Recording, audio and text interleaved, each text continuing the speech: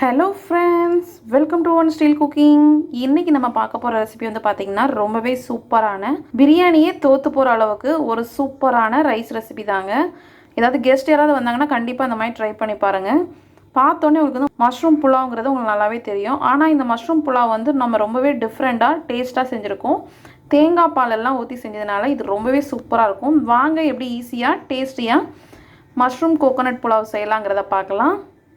வீடியோக்குள்ளே போகிறதுக்கு முன்னாடி கீழே உள்ள ரெட் கலர் சப்ஸ்கிரைப் பட்டனை கிளிக் பண்ணுங்கள். கூடவே பக்கத்தில் உள்ள பெல் ஐக்கானையும் கிளிக் பண்ணுங்கள். அப்போ தான் நான் போடுற வீடியோ எல்லாமே உடனுக்குடன் உங்களுக்கு தெரிய வரும். வாங்க இப்போ வீடியோக்குள்ளே போகலாம். ஃபஸ்ட் ஒரு குக்கரில் தேங்காய் எண்ணெய் சேர்த்துக்கிறேன். தேங்காய் எண்ணெய் சேர்த்திங்கன்னா ரொம்ப நல்லாயிருக்கும். இதுக்கு பதிலாக நார்மல் ஆயில், அதுக்கப்புறம் நெய் கூட சேர்த்துக்கலாம். இப்போ இதில் வெங்காயம் ஆட் பண்ணிக்கலாம். வெங்காயம் நல்லா மெல்லிஸாக கட் பண்ணி சேர்த்துக்கோங்க. நான் வந்து பட்டை ஏலக்காய் எல்லாமே பவுடராக ஆட் பண்ணுறதுனால நான் வந்து இதில் ஆட் பண்ணல. உங்களுக்கு தேவைப்பட்டுச்சுன்னா நீங்கள் வந்து பட்டை ஏலக்காவாக ஃபஸ்ட்டு ஆயிலில் தாளிச்சிட்டு அதுக்கப்புறம் வந்து வெங்காயம் ஆட் பண்ணிக்கோங்க. இப்போ இந்த வெங்காயம் நல்லா வதங்கட்டும். இப்போ பார்த்திங்கன்னா வெங்காயம் ஓரளவுக்கு வதங்கியிருக்கு. இந்த ஸ்டேஜில் 2 பச்சை மிளகாவை இந்த மாதிரி நீல வாக்கில் கீறி வச்சுருக்கேன், அதையும் சேர்த்துக்கலாம். இதோடவே ஃப்ரெஷ்ஷாக அரைச்ச இஞ்சி பூண்டு பேஸ்ட் சேர்த்துக்கோங்க. நான் ஒரு 3 டீஸ்பூன் கிட்ட சேர்த்துருக்கேன். இப்போ இதையெல்லாம் நல்லா மிக்ஸ் பண்ணிக்கலாம். இஞ்சி பூண்டு சேர்த்ததுமே ஒரு கையளவு புதினாவையும் கொத்தமல்லி 2யுமே கட் பண்ணி வச்சுருக்கேன். இதில் நம்ம தக்காளி எதுவுமே சேர்க்க போகிறது கிடையாது. அதனால் இதை வெங்காயம் இந்த இஞ்சி பூண்டெல்லாம் வதங்கினதான் நம்ம வந்து மஷ்ரூமை சேர்த்துக்கலாம். இப்போ இதில் ஒரு 150 கிராம் அளவு மஷ்ரூமை நல்லா கட் பண்ணி சேர்த்துக்கோங்க. நான் வந்து கொஞ்சம் பெரிய பெரிய பீசஸாக தான் சேர்த்துருக்கேன்.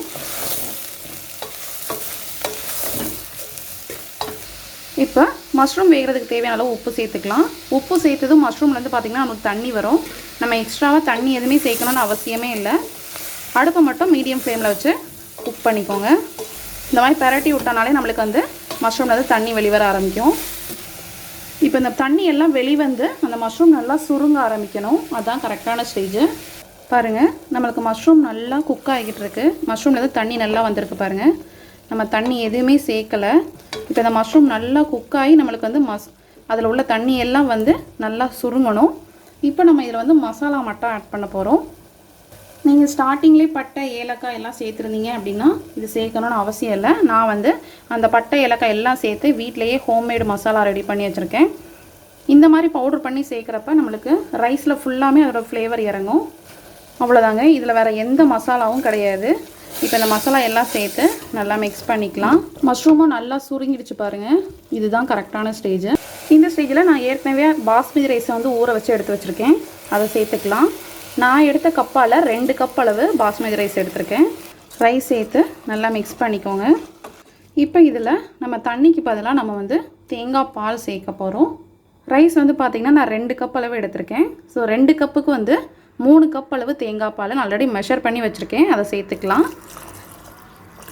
இதில் வந்து பார்த்திங்கன்னா 1ஆம் பால், 2ஆம் பால், 3ஆம் பால்னு 3 தேங்காய் பால் எடுத்திருக்கேன். இந்த மாதிரி செஞ்சு சாப்பிட்றப்ப ரொம்பவே சூப்பராக இருக்குங்க. பிரியாணியை விட அவ்வளோ டேஸ்டியாக இருக்கும். நீங்கள் வெஜிடேரியனாக இருந்தால் இதுக்கு சைட் டிஷ் வந்து குருமா அந்த மாதிரி வச்சு சாப்பிட்டுக்கலாம். இல்லை மஷ்ரூம்லேயே நிறைய ரெசிபிஸ் இருக்குது, அந்த மாதிரி செஞ்சு சாப்பிட்லாம். நான்வெஜ்ஜாக இருந்தால் சிக்கன், மட்டன் எந்த கிரேவியுமே இதுக்கு வந்து சூப்பராக இருக்கும். இப்போ இந்த ரைஸ்க்கு மட்டும் தேவையான அளவு உப்பு சேர்த்துக்கோங்க. நம்ம டேஸ்ட் பண்ணி பார்க்குறப்ப ஒரு பதம் சாப்பிட்ற பதத்துலேருந்து ஒரு பதம் தூக்கலாக இருக்கணும். அப்போனா நம்மளுக்கு சாதம் வெந்து வரப்போ நம்மளுக்கு கரெக்டாக இருக்கும். குக்கர் மூடி கரெக்டாக 2 விசில் வந்ததும் நம்ம அடுப்பை ஆஃப் பண்ணிவிட்டு ஸ்டீம் எல்லாம் அடங்கினதுக்கப்புறம் ஓப்பன் பண்ணி பார்த்துடலாம். ரைஸ் பார்த்திங்கன்னா சூப்பராக குக் ஆகிடுச்சு. அதோட ஃப்ளேவர் பார்த்திங்கன்னா ரொம்ப சூப்பராக இருக்கும். இது நல்லா ஒரு டைம் மிக்ஸ் பண்ணி விட்டுக்கோங்க. ரொம்பவே சூப்பரான டேஸ்டான நம்மளோட தேங்காய் பால் மஷ்ரூம் புலாவ் ரெடி ஆகிடுச்சு.